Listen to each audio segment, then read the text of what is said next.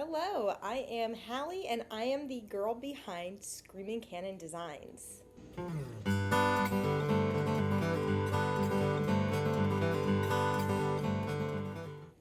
Happy spring! I am so excited that winter is coming to a close, and that includes for my knitting plans, which I am trying to desperately get a couple things off my needles so that I can make really great spring projects. And spring is one of the best seasons. I am a fall and spring girly.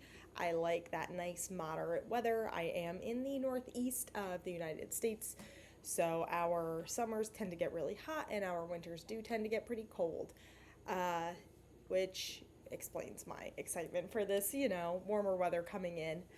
But that doesn't mean I'm completely abandoning everything that I already have going on. The first whip that I have is my porcelain sweater. And while most people have chosen to do the more porcelain looking blue and white colorway, I have been working on this beautiful pink, green, and purple. I wanted mine to be really oversized, which it's looking like it will be. And I'm so excited. It is Knitting for Olive's merino held with their mohair, which I have never used before. This is a new experience for me. Brand new yarn, brand new pattern. I had never done, they do work this flat up through the yoke, which I had never done before, and then connect to go in the round. And the other new thing I am trying out on this guy is the tubular cast off. And I will say that the bind off is completely filled with hair. Completely filled with hair. I know all knitting projects are filled with hair, but this is like a Victorian death locket. This is disgusting. If anybody has any advice how not to get hair, I've noticed a lot of sort of like dusties. I don't know if they're really dusties or if it's actually the green pooling into my little edge here. I'm not totally sure, and I'm definitely making some mistakes along the way, but I think one of the beautiful things about knitting is that it is handmade, and handmade can be a little bit imperfect. The impressive part is that you made a whole sweater. So here she is. We love her.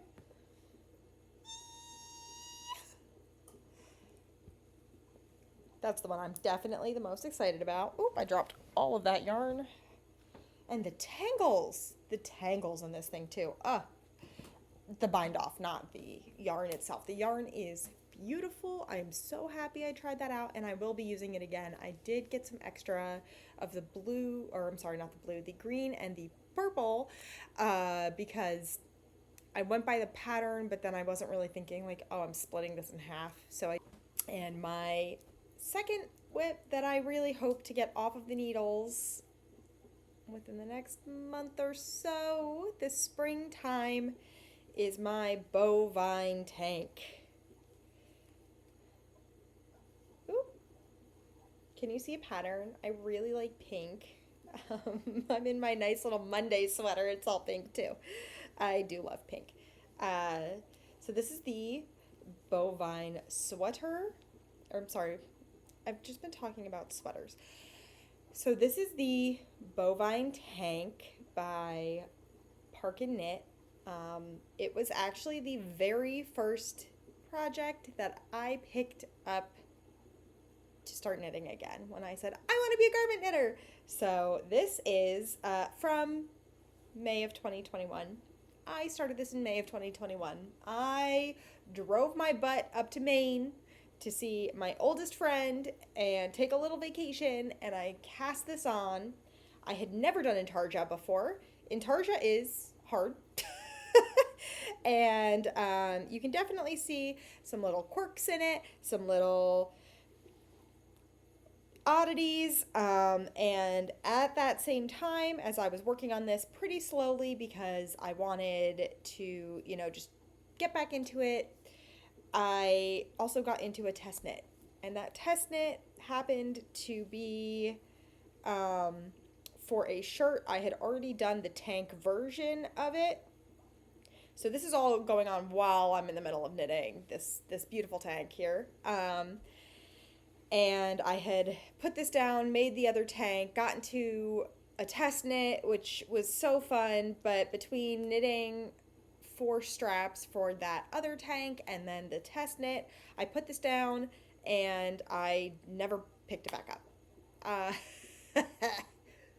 I had also never knit in linen before, and I personally found this particular yarn choice to be a little bit difficult to work with. It was splitting a lot. I do use sharps, which could be part of my problem, but I'm honestly trying to think about it, and I didn't actually have the needles that I have right now when I started this, so they might not have been sharp actually. Maybe just scratch everything that I just said, but not the burning out. So I only have the straps left. I did 2 of them. I have 2 straps. I have 2 full straps. I have my little front straps. I just need to do the back straps. And I want to say I am not opposed to frogging things. I think if you don't like something, frog it, get it out of here, stop working on it, use that yarn for something that you'll enjoy. This is a hobby that you're supposed to come home and enjoy. But the thing about this one is it's so close to being finished. It's so close. And I learned lots of new techniques on this. It was my first folded hem. It was my first time double knitting because these are double knit straps. It was my first time doing intarsia. My first time using linen. So there were lots of firsts, lots of learning. And I am actually really excited for the final product. Now, I think there are a couple things I could do if I really wasn't feeling it. I could forego having the bows, and I think, because these are very long since they're meant to be bows, I could actually probably just make it into, a tank and sew it and then cut off anything that wasn't needed. I could also, my best friend suggested ribbons, like literally just go buy ribbons from like Joann's to create it, and I think that would also be a great idea. But I think I'm pretty determined to finish this some way somehow actually. I am thinking I might forego the bows. I do have a couple of bow tanks that I have knit or just love. I love bows, and I do find that they can be a little bit hard to wear because there's always something on your shoulder. So if you're going into a space that's air conditioned, or maybe it's just not the day that you want your shoulders totally exposed, it's very hard to throw on a cardigan. You can do like a little long sleeve underneath situation, but I don't know. Yeah, I think I need to be creative about how I decide to finish this because it's been on the needles for so long. Nothing should really stay on your needles for 3 years. Oh my god, it's coming up on 3 years. Okay, well, don't, yeah. Don't be like me. Frog it. Figure it out. I have lots of other beautiful things, though, that I've knit, so it was worth it to, put that to the side. Please hang up and try again. Silly little update. I got off that video and I finished Cow Tank. And my best friend told me it was only on needle for 2 years.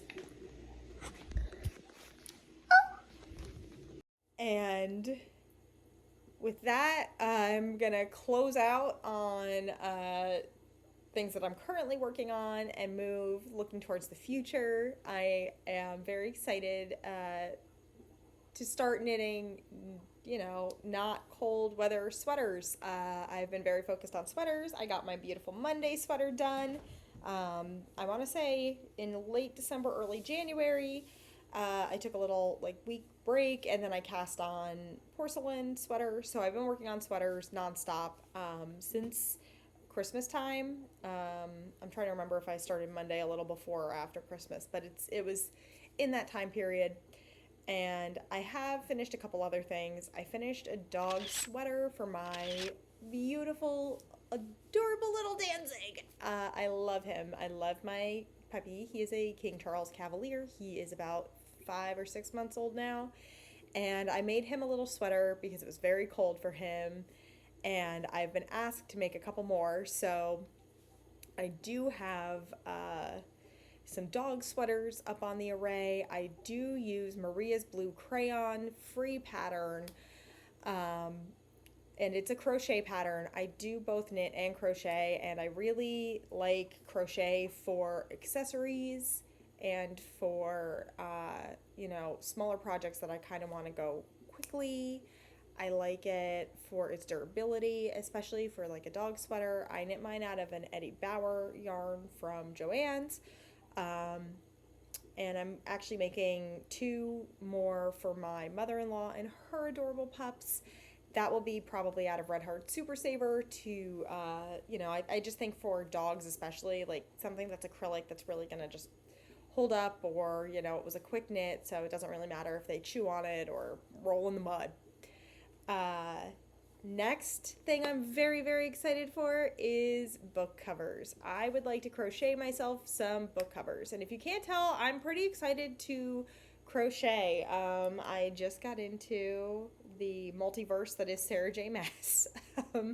I read ACOTAR back in the fall, and I am working my way through Throne of Glass now. And I did just buy Crescent City.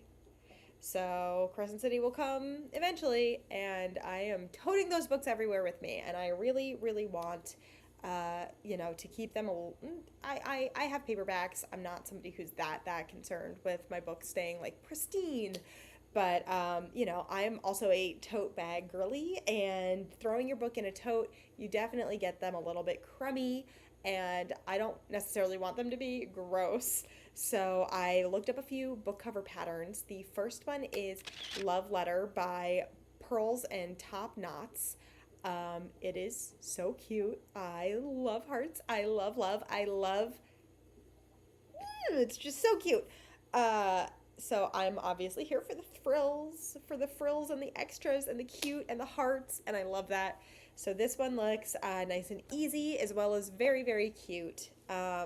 Some other ideas would be to self-draft a checkered or gingham look. I did make my best friend a gingham baby blanket, a big crochet gingham baby blanket back over the summer, and then didn't give it to her for 3 months because I'm the slowest human.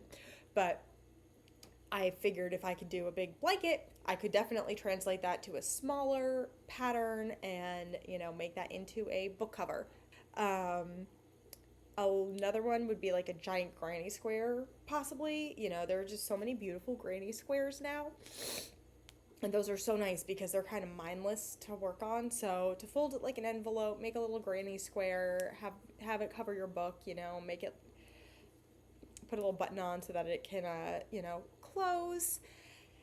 So let me know what you guys are up to down in the comments, and I will see you next week.